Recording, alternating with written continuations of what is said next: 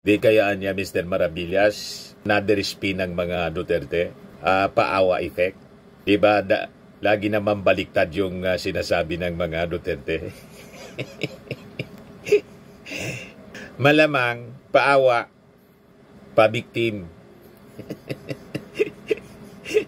O, diba? Nasanay na tayo makinig ng mga baliktad na mga pronouncements, mga kababayan, mula sa kanilang pamilya. So, lalo na sa bibig ni Digong, lahat baliktad yung sinasabi. Kung interpret natin ito, ang pabaliktad,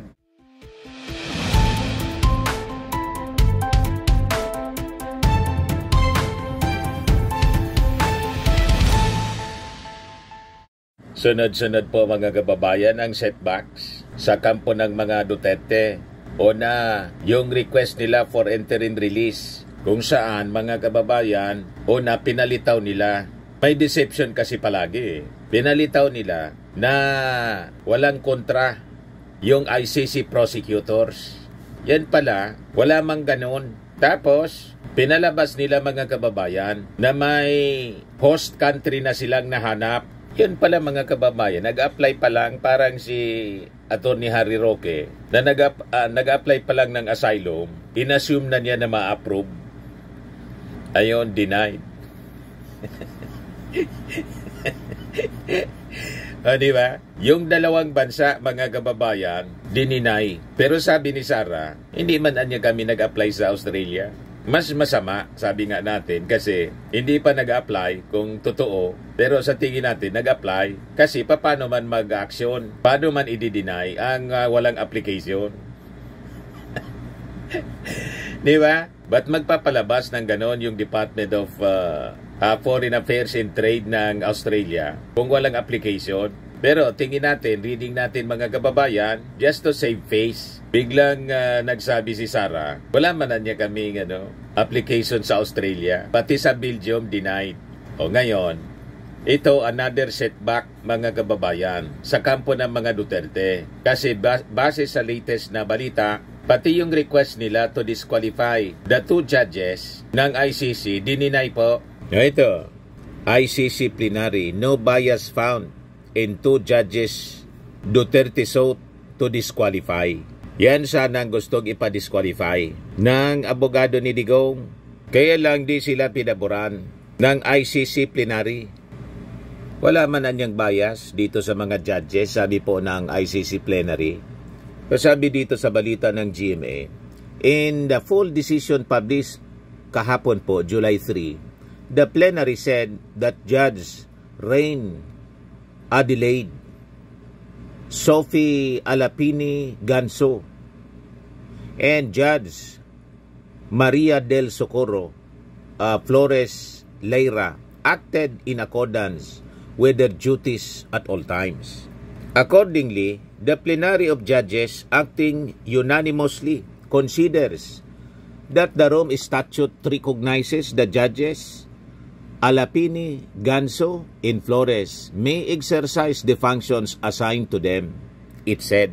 Sabi po ng ICC plenary, no appearance of bias or lack of impartiality arise from the ordinary exercise by the judges of legal functions assigned to them under the statute in respect of two separate legal decisions.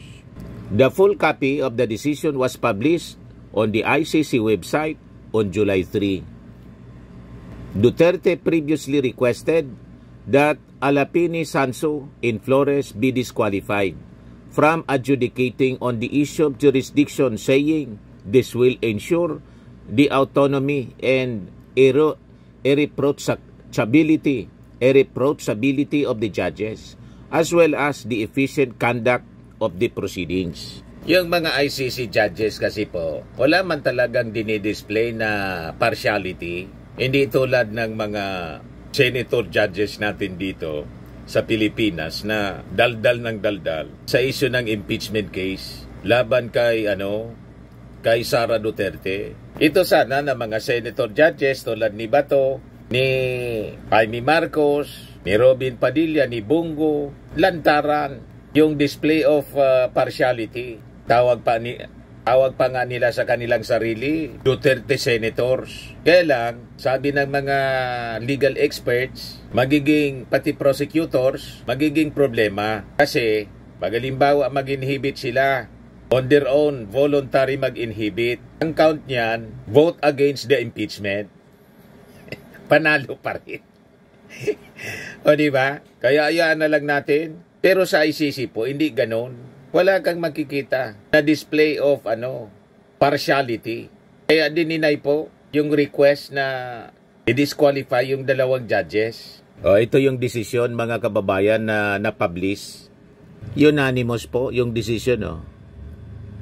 Accordingly, the plenary of judges acting unanimously considers that the Rome statute recognizes that judges Alapini, Ganso, and Flores may exercise the function assigned to them under both Article 15 and 19 of the statute and finds that no appearance of bias or lack of impartiality arise from the ordinary exercise by the judges of legal functions assigned to them under the statute in respect to two separate legal decisions. Ayan po. Sabi dyan, the plenary of judges acting unanimously rejects the application.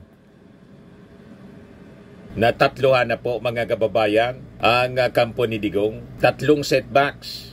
O ngayon, sabi po dito sa balita ng GMA, in an interview with DCWB, Center Law Executive Director ICC Accredited Counsel Gilbert Andres said that the ICC will also release the filing of the document containing charges ngayong araw na to.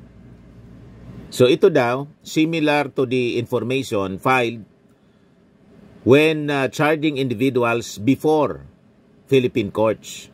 So parehas yung sistema. So sabi ni Andres, dito po natin malalaman kung yung crimes of humanity laban kay Mr. Duterte ay does it include murder lang o meron ba yung tinatawag na imprisonment, yung mga arbitrary detentions. Kaya tingin ko tuloy-tuloy na to mga kababayan at maintindihan natin kung bakit sabi ni Pulong, pauwi pa lang ni Pulong po, ang bilin daw ni Tatay Digong niya sa mga mamamayang Filipino, kalimutan na daw siya.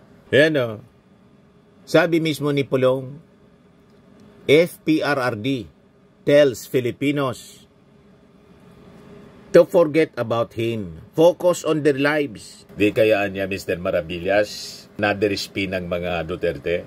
Paawa effect. Diba? Lagi naman baliktad yung sinasabi ng mga Duterte. Malamang paawa, pabiktim. O diba? Nasanay na tayo makinig ng mga baliktad na mga pronouncements, mga kababayan, mula sa kanilang pamilya. So, lalo na sa bibig ni Digong, lahat baliktad yung sinasabi. Kung interpret natin ito, ang pabaliktad, ang ibig sabihin nito, bring Duterte home.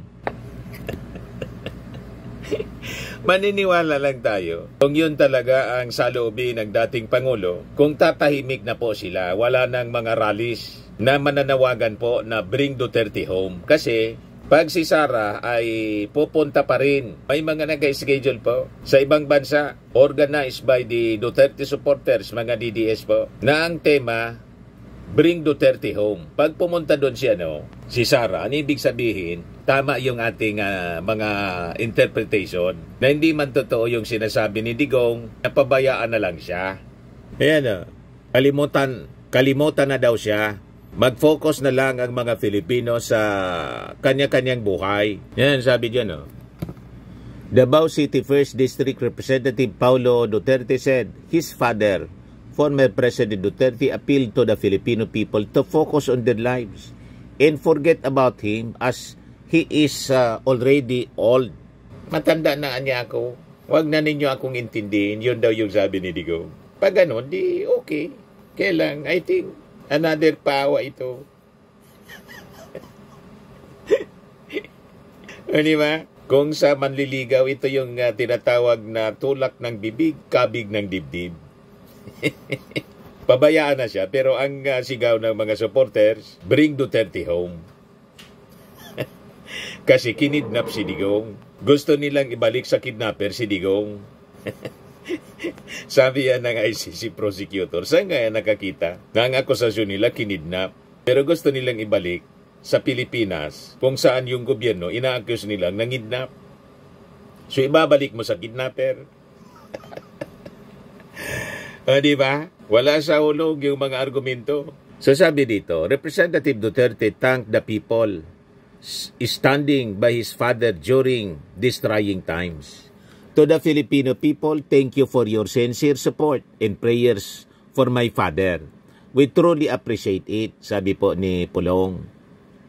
In a meeting with supporters of his father outside the ICC Detention Center in The Hague noong Wednesday, July 2, Representative Duterte shared updates about his father's condition and the changing roles within their family during the gathering. He described his latest visit to his father as a generally positive encounter. Sinabihan niya daw yung kanyang tatay that it would be his last visit for now and that his mother, Elizabeth Zimmerman, would be visiting regularly. He is doing fine so far, sabi po ni Pulong. He said in jest that he'll just try to look pitiful to avoid getting scolded. Nagmumukhang kawawa daw lang. Madaling sabi, nagdadrama lang na nakakaawa yung kanyang itsura para hindi daw mapagalitan. May mga ganong kwento. Pulong confirmed that Micaela Maria Sharkey Duterte Carpio, yung anak ni Sara Duterte, will join Grandmother Elizabeth in future visits. So sabi ni Pulong, tinanggal daw ng kanyang tatay yung jacket niya para ipakita sa kanyang mga apo kung gaano yung pamamayat niya. Nangayayat daw si Digong kasi hindi sanay doon sa mga pagkain na ino-offer sa kanya, sineserve sa kanya. The sight moved the family. Ibig sabihin, napaluha, napaiyak, lalo na yung si Sabina, anak ni Pulong. At sinabihan yung kanyang lolo na kumain ng marami. But the Duterte patriarch struggles with appetite daw and reportedly misses his usual meals. Madaling sabi, may mga pagkakataon na lilipasan ng gutom. Tingin ninyo, maganda yung kwento po. Kasi daw, hindi na niya makain yung mga comfort food niya, tulad ng tuyo. Kasi, hindi man pwede magdala ng tuyo doon. At saka, the whole detention area niya, baka mang-amoy tuyo. May gano'n na kwento po, mga kababayan. Alam na this? But anyway, bago pa sabihin ng mga DDS na kinakawawa, masyadong kawawa ang kalagayan ng kanilang tatay Digong, kailangan na i-remind natin sila na si Digong nakakulong dahil sa crimes against humanity kung saan thousands of victims ng AG case ang hindi man lang po nabigyan ng due process. Pero si Digong ngayon, binibigyan ng due process at buhay na buhay pa. Nakakausap nila, nabibisita nila ng buhay. Whereas the families of the AGK victims, lahat na po sila kaluluwa. Yan ang dapat na constant reminder natin sa mga ganitong uri ng kwentong paawa. Di ba po mga kababayan? Ito yung latest ngayon. ICC prosecutors strengthen cases versus Duterte with 11 batch of evidence. So in document dated July 1, ICC Deputy Prosecutor Mame Manjahinyang disclosed to the defense a total of 1,062 items organized under the following thematic categories: pre-confirmation, crimes against humanity, murder, the Baudit Squad mayoral period, 7 items yan listed, in Confidential Annex A. Tapos, Crimes Against Humanity, Murder, Barangay Clearance Operations, Presidential Period, 435 items listed in Confidential Annex B. Then, Crimes Against Humanity, Murder, High Value Targets, Presidential Period, 64 items listed in Confidential Annex. So, marami. Napakarami yung nasa Davao pa siya as mayor. Noong presidente, 64 items. Crimes Against Humanity, Modes of Liability, 86 items listed in Confidential Annex D. Tapos, Crimes Against Humanity, contextual elements, 50 items siya, listed in Confidential Annex E. So, yun po yung mga developments ng kaso ni Digong. Sa mga naghanap ng malinis and spacious fitness gym, pumunta lang po kayo sa aming Colossal Fitness Gym. We also offer Grab Car Rental with our brand new 2023 model ng Toyota Innova.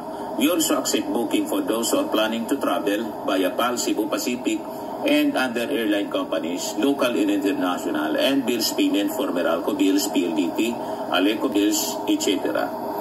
Ang Colossal Fitness Gym is located at 3rd floor Security Bank Building, Lanco Business Park, Legazpi City, Albay. For inquiries, look for Chilon Maravillas. Contact number 0966-802-0949. Yan yung aming Innova. Lagi na pong matao sa amin. Pati mga foreigners po, tingnan ninyo, mga British tourists sila.